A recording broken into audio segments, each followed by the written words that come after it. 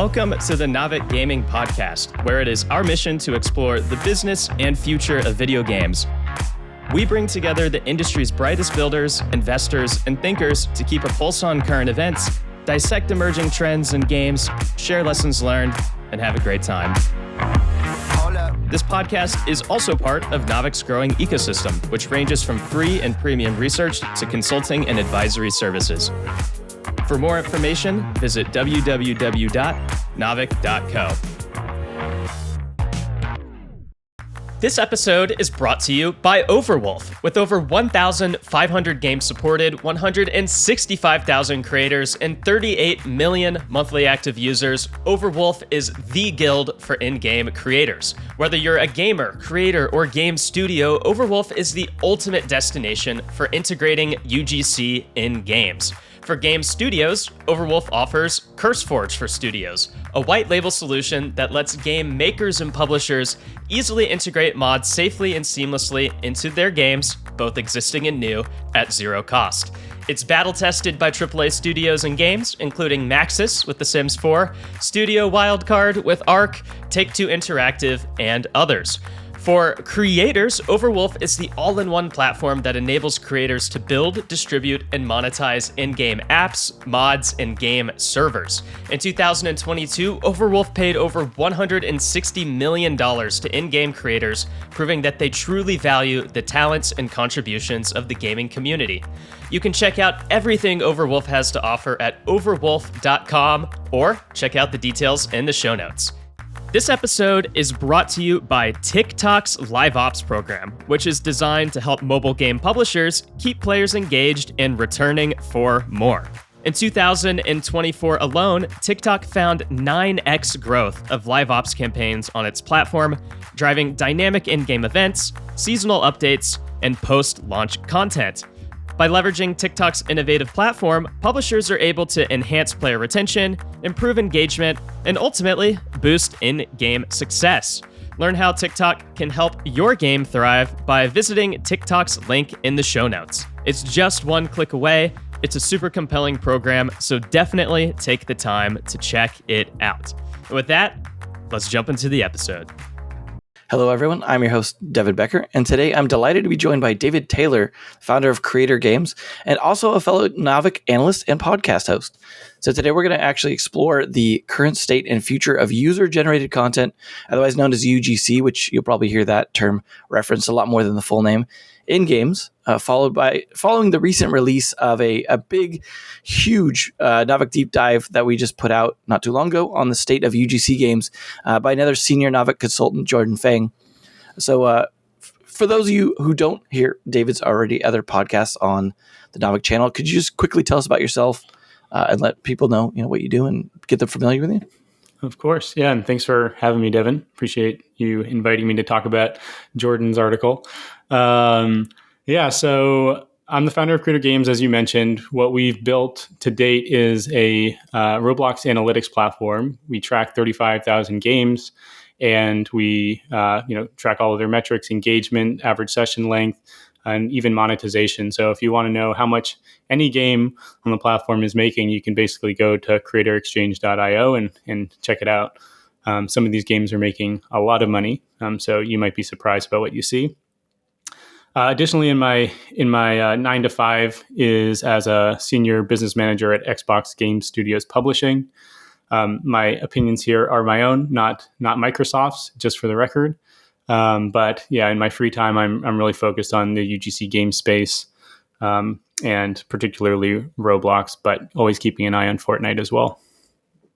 So, I was curious what brings people to this user-generated content space, like the UGC space, because some people have a long history with it. Some people are just think it's cool from a business perspective. What's your own personal interest in UGC? What brings you to the space? And you said emphasize Roblox, so especially that area of things. Yeah, what brought me originally was a strategy project at my former employer, Electronic Arts. It was a Web3 project. We were looking at platforms like Decentraland and the Sandbox. And then I stumbled upon Roblox and I was like, well, they have all the same sort of, user selling points as far as the ability to earn money on the platform, as far as your ability to own cosmetics and keep them or trade them. So I thought to myself, like, maybe we should do a partnership with Roblox, but my boss wasn't interested at the time. So I just started writing about it for Naavik, and basically my first article just blew up.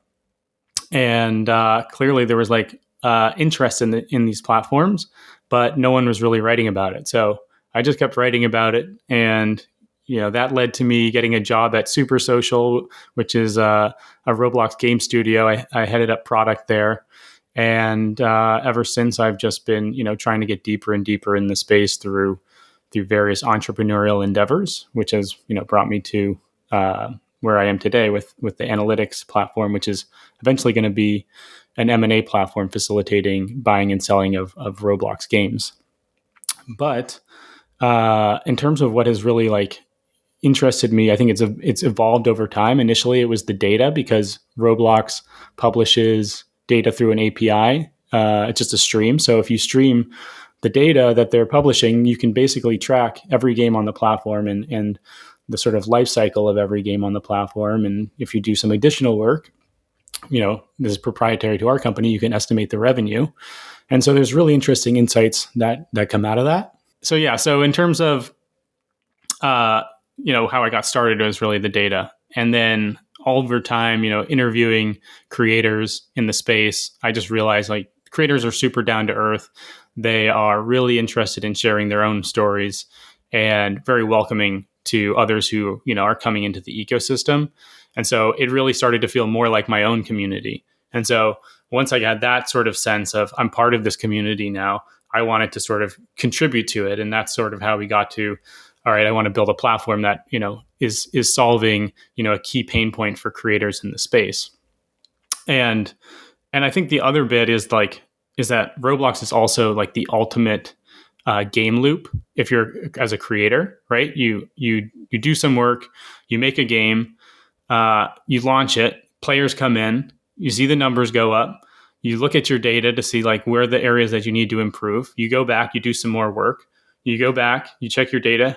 Like, is it doing well? You interpret the data, and so you go back and forth over and over again. And I think that's a really compelling, in a good way, addicting experience for people to have, because it's analytical, it's entrepreneurial, it's creative, and so that whole game loop has sort of attracted me as well. And I've always been very fascinated with other people's creativity.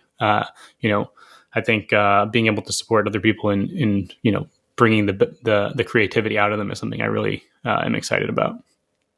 It's funny because in a way you ended up being a creator around creators by creating these platforms. It's like you got that creator itch from watching all them do it, but you're just like, I would do around Roblox instead of in Roblox. Yeah, I mean, I think I'm trying to find a place where I fit into the ecosystem, and that's where there was, as I mentioned before, like nobody was writing about the space. So there's clearly an opportunity for me to add something at the high level, explaining to people what are the dynamics of the ecosystem, what is the data saying at the platform level.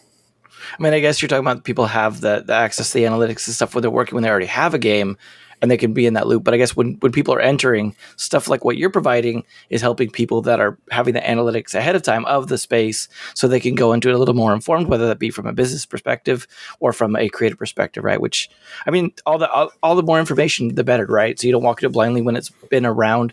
As long as it has, you don't want to just kind of stumble into it. I'm sure there's, similar things in like the YouTube creator space, things like that, where people just don't want to walk into it totally blindly.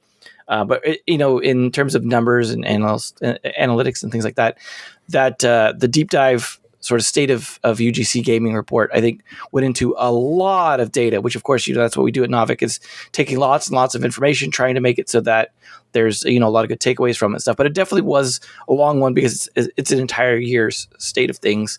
And you yourself, having worked on previous ones, what are your kind of big takeaways from this existing one? Obviously, like I said, there's a lot. You're not going to repeat the whole thing, but what stood out to you in terms of, especially contrast to where you'd seen the State of Gaming before? What was the big takeaways this year for you? Yeah, I think the biggest change, or the biggest thing that I thought stood out differently from the 2024 report, was just that some really large AAA developers are starting to enter the space from a modding perspective. Hogwarts Legacy was one that introduced modding through mod.io, I believe. The other one was Baldur's Gate.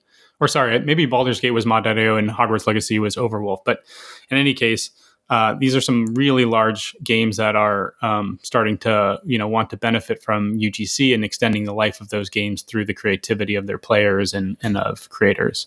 So I think that was one big difference, and one thing that we sort of had predicted from the last report.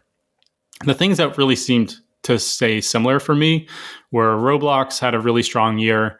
They had 24% bookings growth year over year, 21% DAU growth year over year. And then on the Fortnite side, we saw that they had something along the lines of like 15% DAU growth on the Fortnite creative end. But I think a lot of that is attributable to the long tail of the Big Bang event in December 2023 that they're benefiting from. So not really an indication of anything that they did successfully in 2024. And also, keep in mind that's their first party event, right? And so when I look at it all up, I think Fortnite continues to sort of be having some middling results in terms of being able to deliver on the promise of UGC through their increased engagement payouts. But they reported $350 million in engagement-based payouts, which is a ton of money, especially given the results that we're seeing. Yeah, I remember seeing the report too that it was like kind of outsized for Fortnite per individual creator versus Roblox, partially because you've got a much smaller pool of creators where it's like it looks like you're hardly getting anything on average as a creator in Roblox, but that's just because that's on average, right? Because there's so many creators versus a lot fewer in Fortnite creator. And you're talking about like it sounded like a smaller growth perhaps in Fortnite.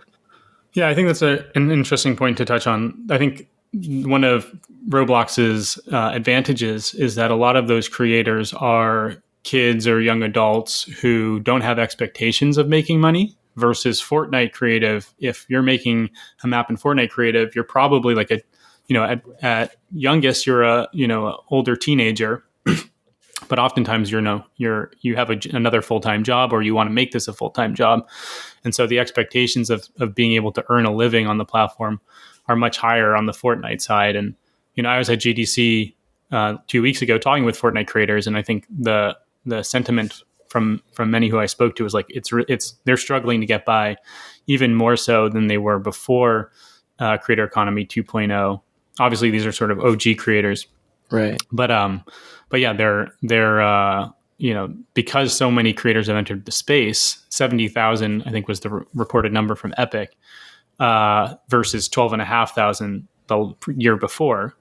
It's become so competitive that even now they're, the original creators had less money for the ecosystem, but were able to make more than they can now. I mean, it's interesting too, given the two different business models. But you brought up something that just made me think back to the report in terms of something that I noticed that was kind of interesting. Is there was a discussion of ages. You're talking about Fortnite generally being an older demographic, and I just always felt like Roblox was still just staying at like the grade school level. But it was surprising to me to see the graph of the Roblox players aging up. But not just aging up as individual people growing up with the platform, but older people coming in a bit more in terms of like it was higher than you'd see from just people aging up. So when I imagine you've talked to some of the people in person as well. What are you seeing in terms of like the age demographics and that sort of? Is it like are people overlapping? Do Roblox players also play Fortnite? That sort of thing. That demographic seems really interesting, I think, to dig into.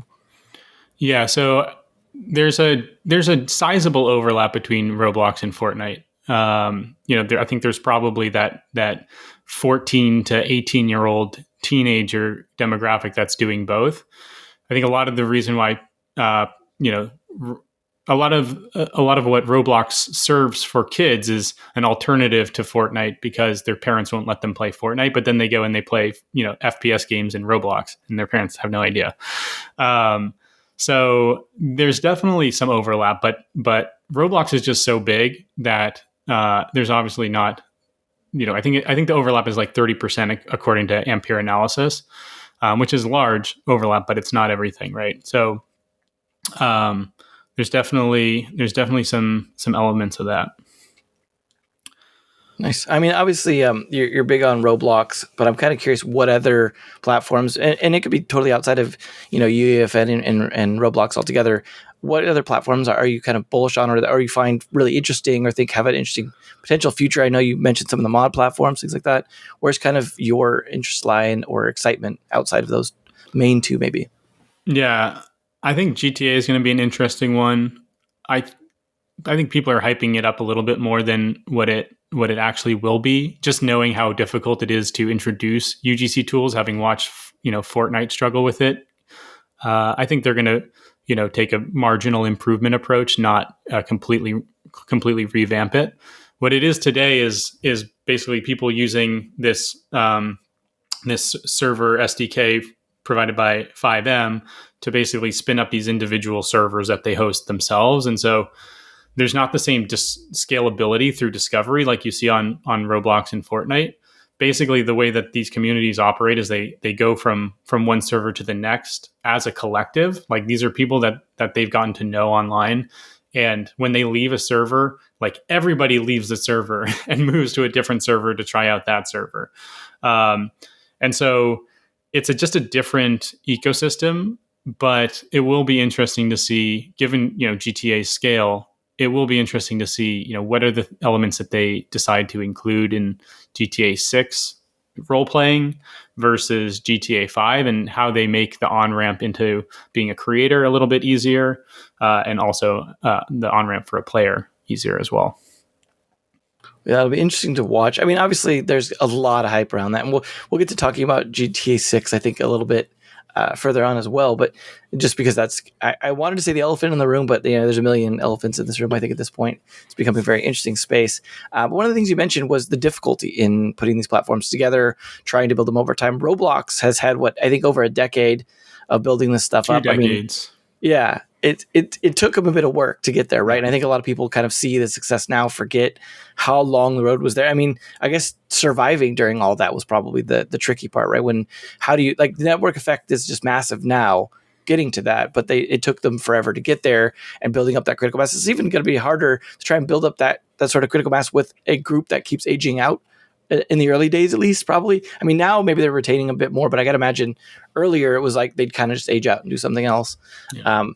But especially around Fortnite, but including Roblox as well, which it sounds like from the report has also been doing a great job of addressing a lot of issues. But I'm just kind of curious in general, between these two platforms and over the last year especially, what do you see in terms of, like, have they been able to address a lot of the shortcomings, whether that be from tooling or community response or managing discovery? There's a lot of different areas, but, like, how do you see that progressing over the last year and maybe even into this year? Yeah, so I can start with Roblox and then go to Fortnite. So on the Roblox side, it's hard to describe these things as shortcomings, but maybe we call them areas for improvement. So what they said that they were focused on this year, or what drove a lot of their success from a DAU perspective, being up 24% year over year, was sort of improvements to search and discovery. So basically, the ability for better recommendations to be made to players, and also for more content to be discovered, which benefits creators. They talked about virtual marketplace. So the ability for anybody to be a UGC creator. These are the cosmetics that can be taken from experience to experience, and then also some other things around new monetization stuff. Price optimization. So, like, they'll tell you, like, what you should price your in-game cosmetics at based off of your sales numbers. And then, they made improvements to app performance. So fewer crashes, quicker speed to change games. And then live ops, they've been having these events, which is sort of like taking a page out of Fortnite's book, which I think is interesting. So the two bits that I think are most impactful for Roblox were search and discovery and app performance. And I'll say why. So on the search and discovery side, what that enables is for creators who may not otherwise be discovered to be discovered, their content to be discovered. It allows for new play styles to be to emerge on the platform.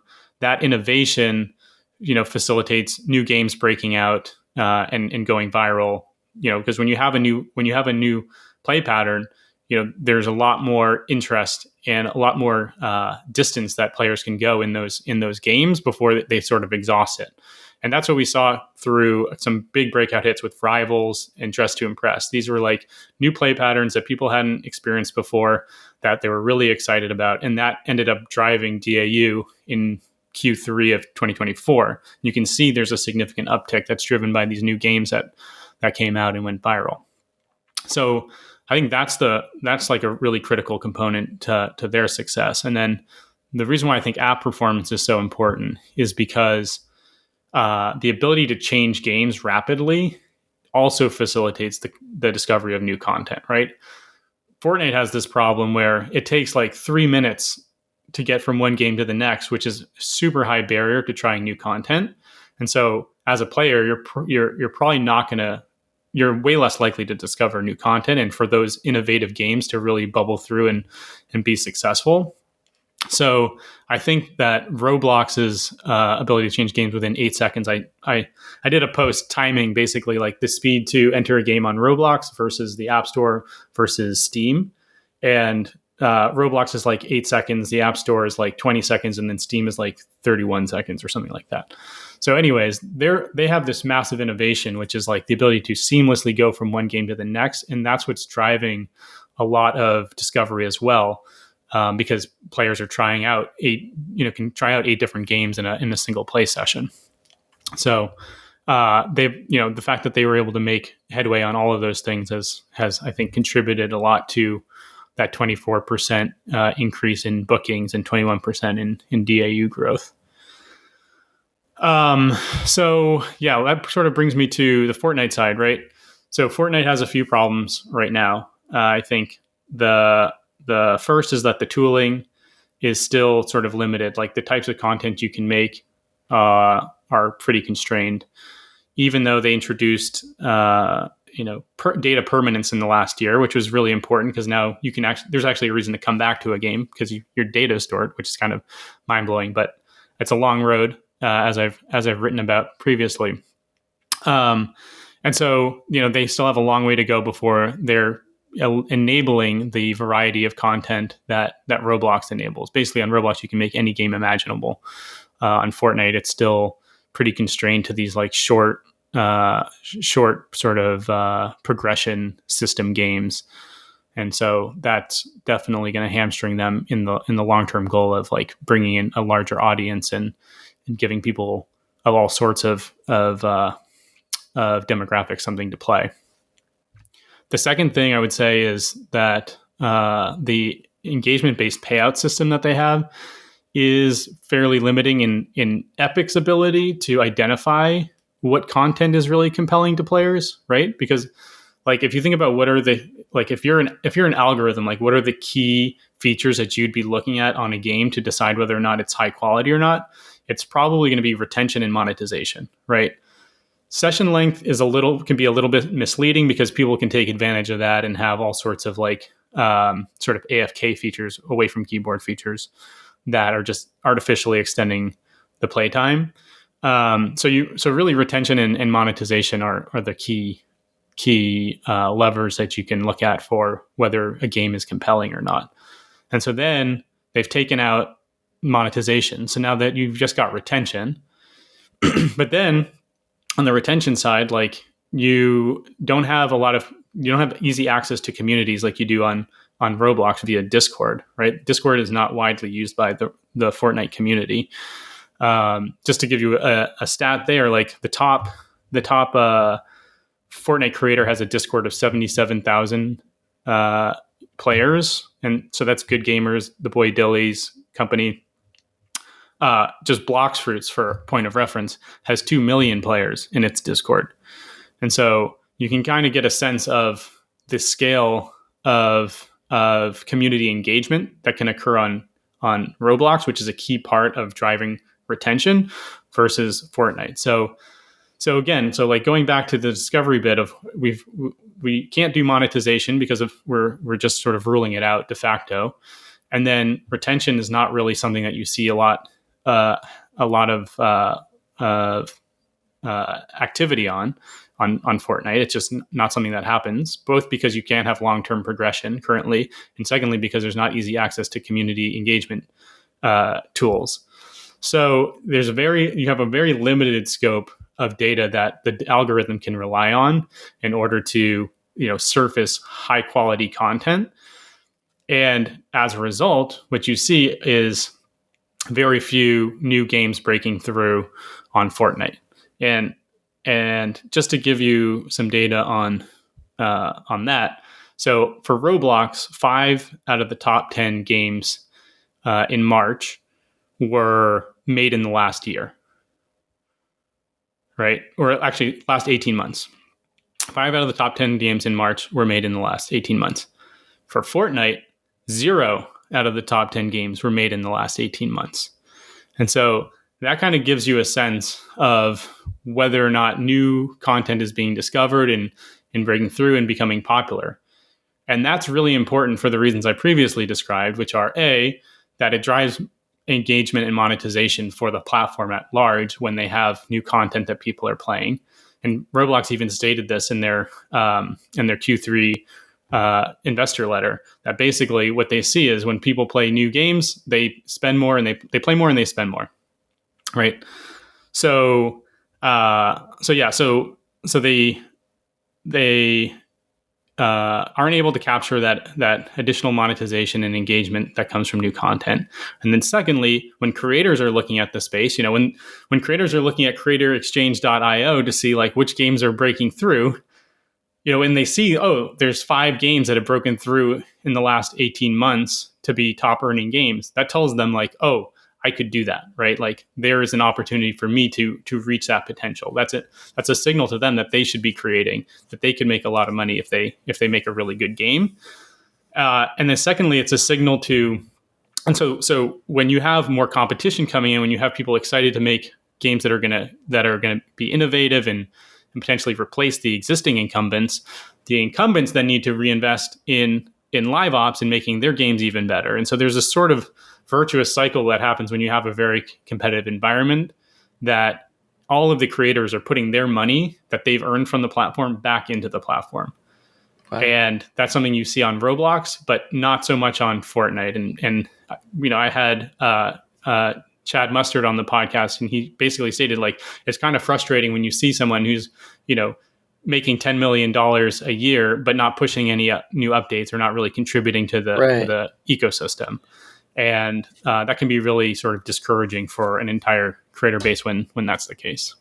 Well, so one of the interesting things that's different than, I guess, about the Fortnite model is that because they're monetizing through just retention, which isn't happening, and they can't actually monetize directly in the game. So this sounds like a situation where they're not really incentivized to update, especially if people aren't really coming back most of the time. The monetization model sounds like it skews that reinvestment like mentality.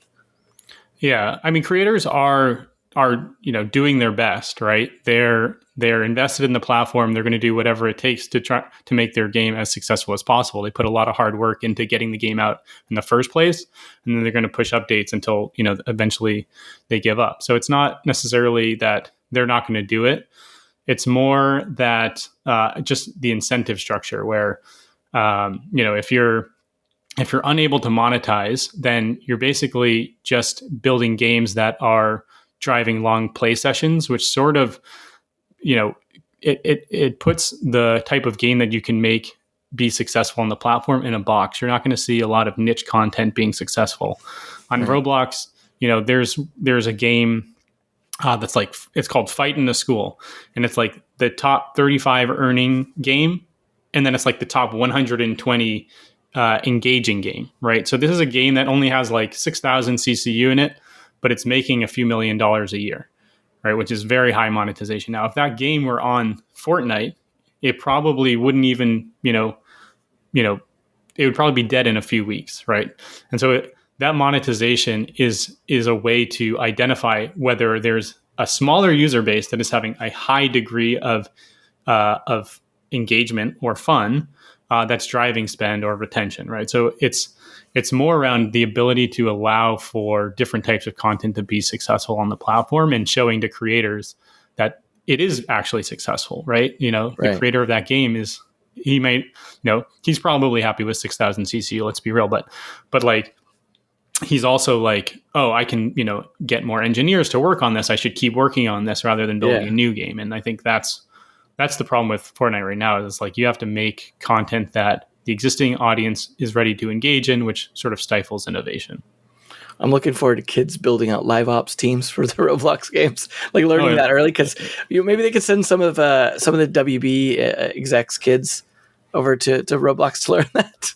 Dude, it is it's happening, man. There's some really sharp kids who are making a lot of money on the platform, and they're savvy. They're able to find contractors through Discord and bring people in when their game starts to gain traction. Like, yeah, fantastic. Like, a lot of kids just learning to be little entrepreneurs, which of course Roblox has, touted for a long time as something they feel like they're empowering kids in. But one thing you mentioned around Fortnite, I found kind of interesting, based off of, some of the ways they changed, and this was covered in the report a bit as well, the monetization model. You're talking about, not a lot of, metrics coming from retention, no metrics coming from monetization. And it sounded like Fortnite or Epic in this case was looking at actually not even either of those two. It's how many new players do you bring into the game, because they care about this, using this as a growth engine for Fortnite, which doesn't super really align with creators the way a lot of the other metrics kind of did. Do you think that's also potentially hampering some of this, that like these creators are like, I'm not going to go out to YouTube and bring people in. Like, you're supposed to give people to me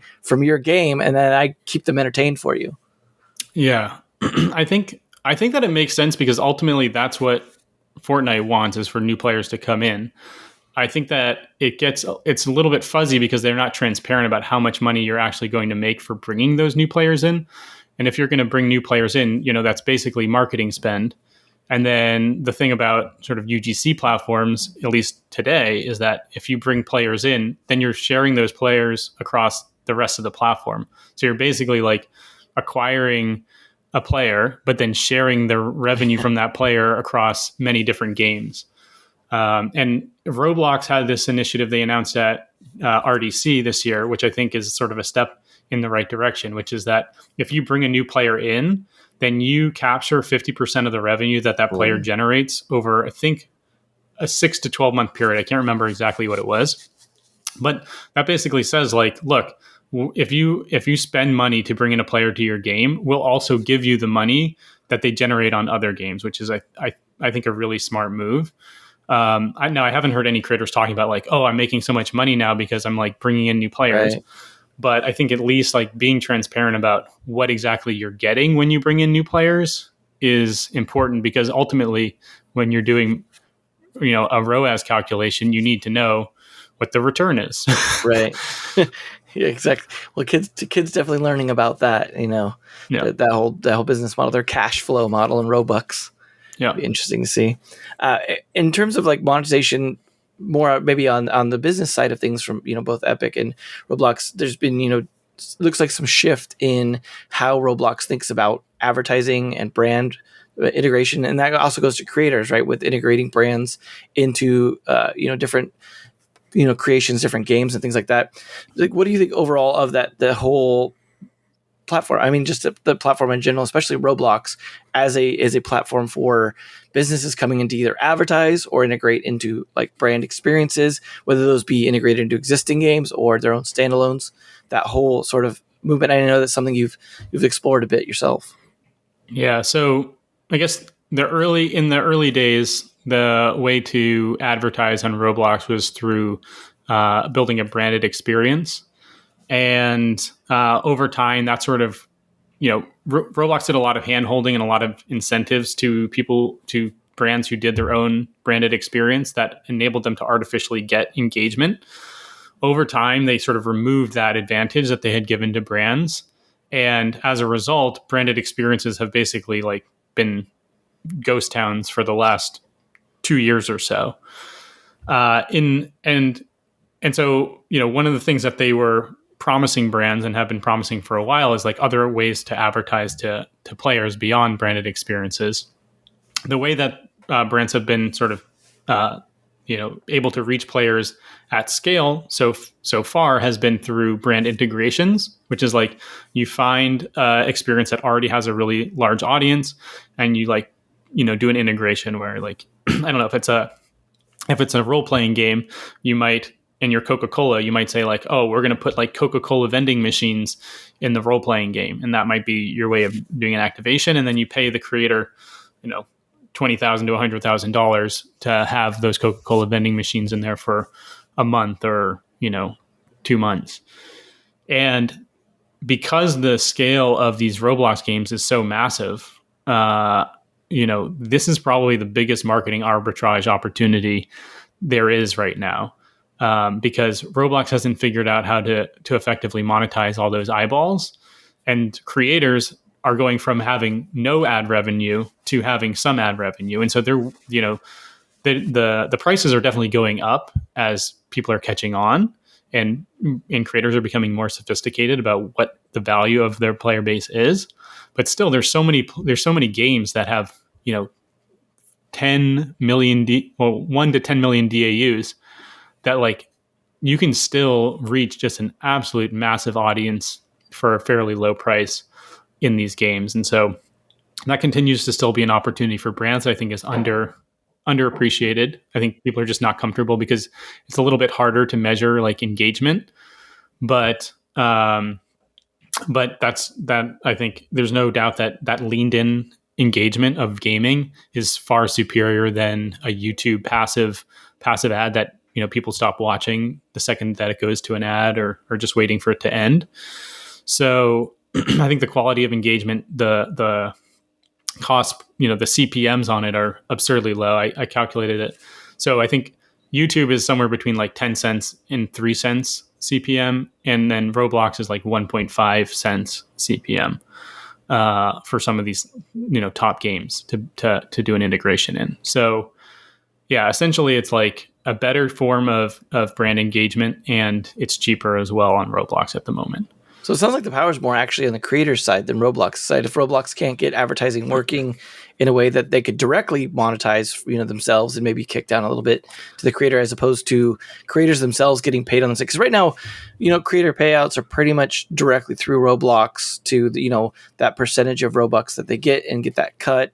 Whereas if they're working with a brand, they could be getting paid directly by that brand, integrated into the experience that they're monetizing through Roblox, and then they get money from both sides without having to like funnel it through Roblox first. I mean, that's my understanding, right? That sounds like that's a great opportunity for creators as opposed to a great opportunity for Roblox. Yeah. So they do circumvent the Roblox fee as well, and obviously Roblox is trying to capture this, right? Because they need to show to investors that this is an advertising platform, that they're generating revenue off of it.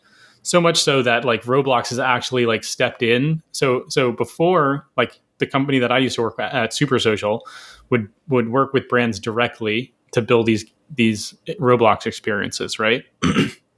Roblox now has stepped in to be an intermediary, which is something that these third parties were providing before. Mm-hmm. I think that market is probably like a $80 million to $100 million market that they're sort of stepping into. And that's because they're so desperate to show to investors that they're generating advertising revenue, that they're basically like, all right, we're just going to do the job of these third-party agencies / brand studios. In the meantime, they're also trying to build out these different ad units. The most recent one they announced was rewarded video ads, which I think is, that's a really interesting one. Creators I've talked to are excited about this as well. I think it just makes a lot more sense because, when you're playing a game, you want to gain currency, and like usually you have to pay for that currency or you have to pay for that reward. But guess what? Like if you watch this 30-second video, you can get it for free, right? Yeah. So like that makes sense to creators, and I think it's something that's been missing in Roblox's previous miss, which was immersive ads, where you could just like put portals in games and hope that people walk through them and like go to a different experience, which made... That doesn't sound like a great alignment with the game, because they're leaving your game temporarily, at least, right? It didn't make sense for anyone. Like the player's confused because they're like, well, I was just in this other experience and now I'm like completely in this new context. I don't get what's going on. And it's a crappy branded experience, by the way. So it's not good for players. It's not good for creators because it's taking players away from your game and disrupting their engagement in the existing game. It's not good for brands because players get into that new experience and they're like, "Oh, I'm leaving this immediately," which tanks Nice. which tanks the metrics on that game, so it'll never get into organic discovery, never scale in terms of its player base. And then so like it's a lose across the board, player, brand, creator. Like nobody gets anything. But with this new model, players are getting rewarded with currency or some other cosmetic reward. The brand is getting someone to look at their video for 30 seconds, and then there's some positive affinity with the reward that they're getting as a result of watching that brand. And the creator's making money. So, and Roblox makes money too. Right. I'm curious though, like how that works out for the creator in the sense that they now have to integrate that sort of concept into the game design a little bit, right? Because if it's rewarded, you have to design that reward into the game's economy and things like that. I can't just be like, I'll just slap it in. I have to, consider now people can, am I limiting how many times people could do that? What size, reward am I giving them? And then also, am I hurting my own, like cannibalizing my own monetization because people could do that instead of spending money? And I'd imagine the payout's going to be much lower than what you'd get from a direct in-app purchase, right? With Robux. Yeah, I think that this is going to be, it's a tactical question for the creator, right? Like if you have like an RPG game, like the game that I mentioned before, like if you're monetizing at that rate where you're, making an ARPDAU of like, 2+ Robux, then you shouldn't probably do that. But if you're one of the lower monetizing experiences, like an obby or like I don't know, like these younger kids games that are on there, like those kids I guess you can't advertise to under 13. So you're sort of in a tough spot, but like, all right, let's say you're in like you have like a low monetizing, demographic, right? Like let's say a lot of, Philippine users are playing your game for whatever reason. Like that's the perfect opportunity to do it because you wouldn't necessarily expect them to monetize anyways. Well, I guess in situations also where it's mostly a younger audience playing, is it then okay to monetize through brand, like when it comes to rather than advertising using brand integration, where you're throwing the Coca-Cola machines and that, is that okay for when you're dealing with the under 13 audience?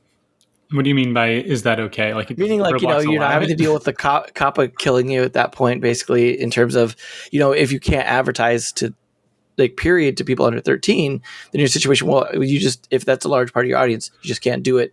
Whereas if you're allowed basically, without dealing with any kind of problems afterwards, to just do the brand integration instead, that seems like that would be a high potential with so many potentially under 13 players in the game. Yeah. I mean, I think that's more of it's a gray area and it's on a case-by-case basis by the brand. Like I can tell you, like when I was at Super Social, we had one brand that wanted us to make the brand invisible for all under 13 players, and which, you can do technically, and we did.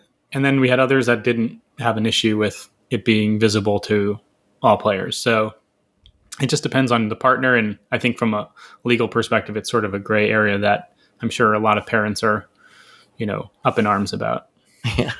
I mean, and on the topic of all the ad monetization, brand integration, stuff like that, is there anything you've seen on the Fortnite side of things? I mean, obviously there was the big integration of Teenage Mutant Ninja Turtles and stuff like that, but that was a top-down integration from, Epic side, bringing that in and then allowing creators to participate in some of that. But are there creators then bringing stuff in? I know there's only some limitations on what you can create yourself, right? I'm not too familiar with the current state of what that's like, but what does that look like in the Fortnite space? It's basically the same, although it's basically the same from a branded experience perspective and brand integrations perspective. You can build your own Fortnite experience and pay somebody to build that for you. You can also bring a brand into an existing Fortnite experience. I know Berto, who I've had on the podcast, who's a top 20 Fortnite creator. He's had many brands coming through his mini game box PvP. So you can do both. Again, integrations are always the way to go. People are already playing these games. If you can figure out a way to a tasteful way to include the brand in the overall experience, it doesn't impact engagement and for the game itself. And then the brand gets all of these, highly engaged players. So I think that's always the best way to approach it, is just to work with creators and ideally work as close to the actual creator as possible, because there's a lot of middlemen in the space. On the sort of programmatic advertising side, which is like what Roblox is really bullish on and driving at right now, I think Tim Sweeney's been pretty vocal about like he doesn't want ads in games, and so I don't think that's ever going to be a path. Although, again, there's so many ways in which Fortnite is being hamstrung by the sort of the constructs of what is what is right from the founder's perspective in terms of monetization, in terms of ads. These are all things that would be generating revenue for creators that they're not allowed to do, and they don't have plans to do. I mean, do you see also any issues with that? Let's say they were to allow ads, or if we're just talking about brand integrations with the content itself, in terms of, Roblox is not a game. It's just a platform for games, and there's whatever on there. And because of that, it actually trends away from as much overt violence, right? There's a lot of role playing. There's a lot of stuff like that. And even the violence is very like beyond cartoonish down the bar. It's like, ridiculously low poly, silly looking, doesn't even look like violence almost kind of thing. Whereas Fortnite is very explicitly a game of shooting and killing each other. Maybe it's not gory, bloody, but it is definitely a violent game. And most of the experiences tend to be something revolving around that. There's not huge amount, and not that there isn't a growing percentage of it, and there's some good detail in the report talking about some of that growing out a little bit. But overall, it still seems to be a huge amount of gravity towards the shooty killy experience in its different iterations. Do you see that as a problematic space then for brands? Because like not every brand's going to do very well. So it's like a different problem than the under 13 problem, right? It's like the over 13 problem, I guess. Yeah, I will. So just that was one of Fortnite's wins, I think, was like they said that 30% of Fortnite creative engagement was in non-shooting experiences, which suggests that there are new types of players coming to the ecosystem, which is great. I think that's a big win for them, and I'm not going to diminish that. The thing about the question around shooting, I think, is more of a public perception thing. Right, there's plenty of super violent games in Roblox, and now that they have their sort of mature age ratings that they can put on things, you've got some really gory games too on the platform that, particularly in the RPG genre, like there's this game right now that is just incredibly gory and is doing quite well. So I think that it's really just about public perception, which is obviously very important. A lot of brands don't want to do Fortnite because it's shooting, right? But it doesn't, there's ways to have games on Fortnite that aren't shooter games at this point. And conversely, on Roblox, there's plenty of violent games. It's just that people don't necessarily think of Roblox as a violent place. Right, the public association, whether or not there's exceptions, generally people don't know about that. And I kind of said this at the beginning. It's like one of the things that has, one of Roblox's sort of secrets that they've benefited from is the idea that it's not a place for first-person shooter games. So all the kids who want to play Fortnite, that their parents don't let them, they just go to Roblox to play it.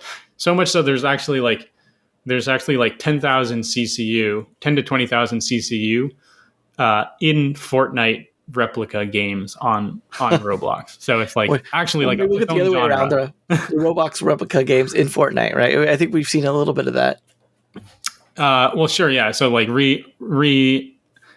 reinventing like the Brookhavens and the murder mysteries, and yeah, you definitely see sort of taking the play pattern and bringing it over. Yeah, it'll be interesting to see that sort of demographic spread. And like, I mean, on that topic, it's kind of funny. We got like the younger age, and then sort of like teens into young adults potentially, and then GTA, right? The big one that's like, this is definitely a mature game, and like one that kids probably shouldn't be playing, and that sort of thing. As a UGC platform, then I kind of wanted to just talk a little bit about that sort of impact of, let's say it does release this year. I'm always a little bit skeptical of them hitting any kind of release date, including for the UGC, right? Like, let's say it does come out, but the UGC stuff is, a year out from that because they're like, hey, we can't prioritize that. We got to get this game out. those kinds of situations. Yeah. But in general, this sort of impact, right? You've got this higher on the age demographic spectrum, but it's got a huge built-in audience and brand. It's not like Fortnite where it came in and built its brand from that singular game, and Roblox having, as you said, 20 plus years. GTA has also a long history, but it's building off of this brand. Like, what do you think the impact looks like? Like I said before, I think GTA's been a little bit overhyped so far. I just, as you sort of inferred on that question, like the main priority is getting out a game that is like fun, free of bugs, all these things. And as anybody who's worked in the industry knows, like the closer you get to launch, the more things get sort of scrapped from the scope. So like it's really hard to prioritize UGC when the majority of the success is contingent on making a really fun and compelling game first, and then you can add the UGC to sort of prolong the life of the game. But like if you don't make a good game, then there's no reason to have UGC tools because nobody's playing it anyways. So you really have to prioritize making a really high quality game, and I'm sure Rockstar knows that. And as a result, I'm sure the UGC team over there is like just being very scrappy and trying to get whatever resources they can dedicated to the platform side of things. And I just think like, that's going to always be a struggle for them. And I'm sure they're doing great work, but realistically, it's probably going to be some incremental innovation off of what already exists in the 5M ecosystem, where they maybe make it slightly easier to be able to engage with the RP side of things and find different servers to go into. But I don't think they're going to have like massive innovation in terms of discovery, in terms of ability to try out new experiences, and certainly probably not on the tooling side. I don't think they're definitely not going to be investing in like creator tools to make it easier for people to make mods and stuff. You think it's just going to depend on the mod scene and mostly just kind of launching with the role-playing stuff that they've acquired to demonstrate out, other experiences, expanding the game, and see how long that can kind of coast them while they work on, DLC type content, the live ops, the heists, the things that they did. What, I'm not sure what they'll do in terms, I don't know if they do heists anymore, but that sort of idea that they're going to be focused on that for most of their extension, as opposed to like, well, let's kind of see how this RP thing does. Let's see if we can kind of let it sort of organically grow, maybe throw mod people a bone, things like that. I think the biggest win that Rockstar is looking for right now is to effectively convert all of those GTA 5 RP players to GTA 6. That is sort of like, that's what success looks like for them. What they're going to do to make that happen, whether it's like making it easy to port the servers over to GTA 6 or giving some sort of monetary incentive, is unclear. But like, I just mean from a technical perspective, like they're not going to be able to put the amount of investment that Fortnite has put into UEFN or Roblox has done for their entire 20 years that they've been building that platform. I mean, I guess, let's say the game is a huge, massive success and makes, tons and tons of money. Do you think they can, use that money, not necessarily to ramp up hiring, but maybe to acquire some talent or things like that to be able to sort of speed? I mean, they already did that to an extent, right? By acquiring some of the role-playing servers. Can they sort of buy their way into making some of that work so they don't have to focus on it themselves and they can continue to focus on developing the content that they monetize? Yeah, there was that article. I can't remember who wrote it, but that apparently Rockstar had been talking to Roblox and UEFN creators about coming over to their ecosystem. And yeah, of course, like in UGC, talent is the scarce resource for sure. And so you'll always see different platforms talking to the successful creators and other platforms and trying to convince them to come over and build something great.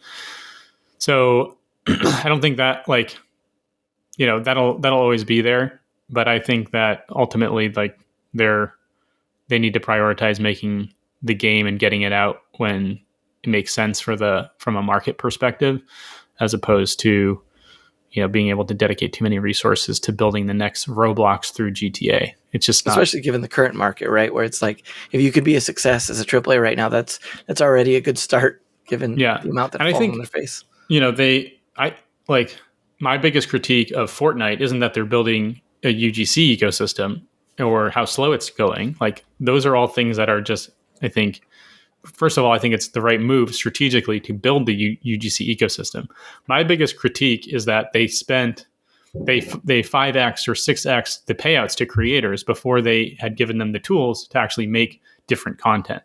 And so for Fortnite, they've now spent $700 million to acquire like 7K or 70K creators, which is like $1,000 per creator, which is like crazy high cost of acquisition of a creator.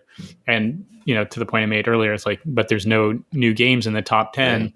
Like there's nothing that is really driving value for Epic Games at this moment based off of that $700 million investment. So if we're looking at it, we're taking that lens to GTA. It's like that whole ecosystem has driven a ton of revenue because people are buying GTA games, paying $50 to $70 in order to play GTA role playing. And that's why they allowed that separate ecosystem to exist, even though they weren't monetizing it. So now, there's this opportunity that they can maybe monetize that a bit more if they own it. And then secondly, there's the desire to port all of those creators, all of those players from GTA 5 to GTA 6. I think the biggest mistake that they could make is to sort of do what Epic did, which is like go all in on this thing before they were ready. If they think of GTA as like a 50-year franchise, they can just sort of incrementally add these tools in without sort of dedicating too many resources to it, without sort of disappointing creators. And so it makes a lot more sense for them to just slowly add features that solve sort of the biggest pain points versus just like go all in like Epic did. Yeah, I wonder if Epic was just thinking, well, by doing this, we make a big splash, get people excited about the idea, hopefully bring in players as well as creators, but also get creators that are top talent and want to push things, and then we can see which way they want to push and try and respond. I'm just guessing it, maybe what their mentality might have been around that. Like, let's take this money. It's not going to directly work, but it'll like help give us feedback or something like that. Yeah, I think there may be, and this is all speculation at this point, but my sense is that there is maybe too much pressure or fear of like public backlash if they didn't give a high enough percentage to creators. So they're looking at like, okay, well, Roblox gives 25% or ultimately it's 21% of revenue to its creators. And then I think Minecraft gives something, I think it's like 50%. I don't really follow the Minecraft ecosystem, so I don't actually know, ironically, even though I'm at Microsoft. And so they're thinking like, what's better than Roblox? So they threw out this 40% number, you know, and I think that was sort of the key mistake is like they were thinking about what's going to look better versus what is this going to cost and how long is it going to take us to actually reap the benefits of that. If they had just included the tools and not done anything to the engagement based payouts, like you would have probably seen a similar result. Yeah. Right. Like there would be fewer creators to be clear. Yeah. But like all these creators right now are basically making the same games over and over again because that's all they can do with the current tool set. So yeah, it makes me wonder if they just not overly incentivized it and just kept it as like a mod toolkit at first, where it's like you could do this for fun. We're not like trying to pay this out yet. We're just building it up for you, and we're going to spend money like building it, but we're not like really going to give out money till we feel like comfortable with that. I could see that being a valid strategy. Yeah. You obviously want to build with your user base, like actively, right? I think that's like a key part of success, particularly in games, is like, as you build something out, you want to constantly be getting feedback, which is the benefit of having this economy right now. But I don't think it needed to be that much money. And, those resources could have gone to more developers to maybe help them build the tooling out faster. They had those layoffs in 2023 that were sort of correlated with the UAFN launch. So there were serious consequences to that misstep, I believe. Well, hopefully those people can find a place. Maybe they'll find it over at GTA. Certainly not a great job market right now. No, definitely not. I mean, hopefully there's definitely some room for the growth opportunity for these people. And I mean, on that topic itself, actually, I guess my last question for you is in terms of, we have Roblox clearly dominating the market, UEFN being at least doing what they can to be, close competitor. GTA, it sounds like, from your speculation, probably not looking to be a big competitor anytime in the near future, unless, it just happens to launch with just the right thing. Is there space in this space for more people? I mean, you mentioned at the beginning, like, and this is covered in the report a bit about mods and stuff like that. Is there room in this space in general for more platforms? I know network effect is obviously a big part of it, and it's hard to compete with 20 years of Roblox. But do you think there's like a either financial or just even attention distribution enough to be able to survive in this sort of competitive landscape right now? Yeah, I mean, I don't think that anyone who is taking the same approach that Roblox and Fortnite have taken is going to be able to be successful. As I mentioned, like, talent is certainly a big scarce resource here, and that talent's going to gravitate to either the platforms they're already on or the platforms where they have the greatest potential to succeed, and that just is really hard to do if you're an upstart. Like, I think Jordan mentioned Highrise in the report, right? And The sneaky one. Yeah, I've heard like there are a lot of hype about. I've actually not really checked it out myself, but like he said that they paid out $444,000 to 5,000 creators. I mean, it's crazy. It's just no money. That's not no money at all. So that's not going to really, like, I don't know if Highrise is like a really compelling user experience and like in fun game, like great, add UGC tools on top of it and then extend the life like a typical mod scenario.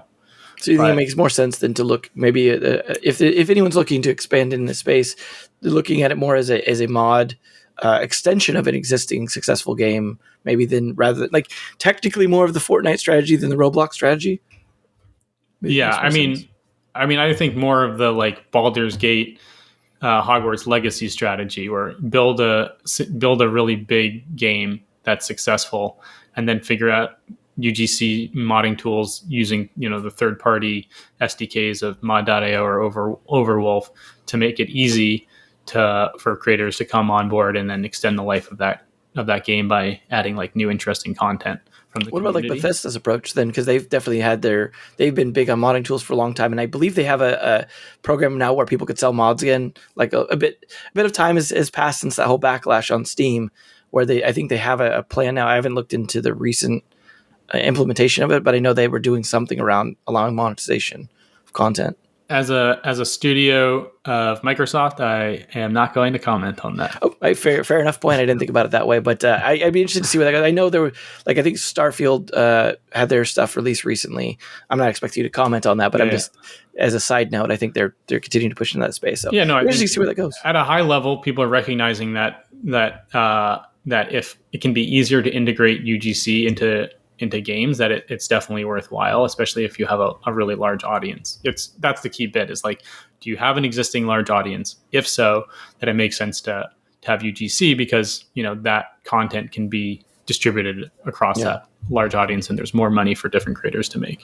Well, I hope that happens, because I think I'm a big fan of mods myself. We need like the early Doom mod days and the Half-Life 1 mod days and stuff like that to sort of bring some of that fun back, even if it's not monetized. I know monetization helps motivate people, but we just need those tools in general. And if that's the way to motivate creators the game developers to build those tools, awesome. Yeah. But so final question. What are you looking forward to in the next State of UGC report to have happen between now and then, to be talking about, to be excited about, whether it's realistic or not? What are you hoping to see going forward between this report and next report to be talking about then? Yeah, so I mean, my primary focus is on the Roblox side at the moment, so it's going to be stuff on the Roblox side. I think that there's two kind of things. I think M&A is a really exciting area right now on Roblox, and then AI, and I think they're actually connected. So So, and actually, it also goes back to your previous question about like what could upend the current power dynamics. I think AI is definitely something that it's hard to predict how it will change the creator's ability to make content, how it will change the dynamics of these platforms that have these massive network effects. But if you have like AI agents producing content instead, like maybe you can just replace all of the creators instantaneously and then have a competitive platform. So I think that like if there is going to be someone to upend the existing structure, it will be someone who finds a way to leverage AI to sort of supercharge those network effects or surpass the network effects that Roblox has established. The reason why I think this is really interesting from Roblox and M&A perspective is that basically the reason why creators have started turning to acquisitions rather than building net new experiences is because there's so many experiences made on a year-to-year basis, right? 20 million experiences, I think was the most recent report in the New York Times that Roblox gave on how many experiences are created every year. So there's 20 million experiences created every year by 5 million creators. Like the probability that any one creator is going to have a breakout hit is basically zero, right? So it makes a lot more sense for you as a creator to go and acquire something that already has traction and then, make it better. If you're a sophisticated creator, that's probably the route that you want to take. But with AI, it's like, okay, so Roblox's vision with AI is to basically make it so that anybody can be a creator. Okay, so now we're going to have 100 million creators producing billions of experiences every year, and in that scenario, it just becomes even more competitive and saturated. So I think like what sort of the acquisitions phenomenon that we're currently seeing, and we've seen some pretty big acquisitions, right? Brookhaven was acquired for a lot of money. I'm hearing 5 to 6x revenue multiple, and so basically, what that's a function of is this idea that like creators and actually I when I was talking with Sergey on the previous podcast, he brought this up, which is that creators like don't necessarily want to always be building from scratch, right? They want to evolve on things that already exist, which is sort of what modding is, right? Like, right. They want to just build a new game. They want to add little parts and new pieces of content to it, something that already exists. And I think that's sort of where I could see this all going is rather than everybody having to build something new from scratch, they're able to sort of collaborate on a massive scale to make these games better and better and better rapidly. So when a single piece of content starts to take off, let's say, it gets to 10,000 CCU, that initial creator can bring in additional creators pretty seamlessly to add in things and make it better and then allow it to sort of reach its full potential. And that's how I think I see these ecosystems operating. And that would all be enabled by AI. And then maybe long-term, all of the creators disappear and the AI is just doing that. And, it's creating for us all day long. But we don't have to think about that. Yeah. Probably not by the next State of the UGC report. Yeah. I don't think anything that I just said in the last 1 minute is not going to be in the State of the just UGC briefly report. Mentioned as an aside. I do think that we will see some even bigger acquisitions than Brookhaven. So I definitely believe that there's a lot more money entering this space. People are taking notice at the revenue multiples, the margins, and the size of revenue that people are making. So I expect it will only heat up from here. Yeah. Especially given the risk right now in entering any market in games. Well, everything else is shrinking. Roblox is growing 20+% right. year over year. It's swallowing the rest of the games world. And 20% is a lot, right? That's 24% year-over-year increases. It's doubling every 3 years. So, I don't think that the creator base is growing that fast. So there's definitely more money being available as a participant in the ecosystem than before. Right. I'm giving away my alpha, but whatever. Do it for the pod. Yeah, exactly. For the Naavik. Cool.